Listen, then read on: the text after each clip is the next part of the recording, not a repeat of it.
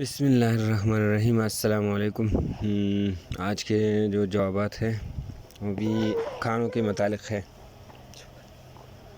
तो शुरू करते हैं आज के जवाबात। दमपोख एज ए डिश, तो ये है option number 4 Balochi.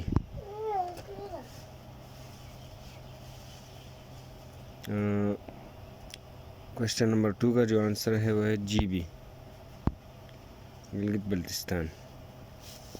Question number 3 का जो आंसर है वो है option number 4 breed, option number 3 4। Question number 4 का जो आंसर है वो है ऑप्शन नंबर 3 गोलगप्पे। जो लोग नए हैं चैनल को ज़रूर सब्सक्राइब करें ताकि आपको सुबह सुबह वीडियो मिले। 5 नंबर क्वेश्चन का जो आंसर है वो है ऑप्शन नंबर 1 स्वीट। इजाज़त चाहूँगा, अल्लाह हाफ़िज़।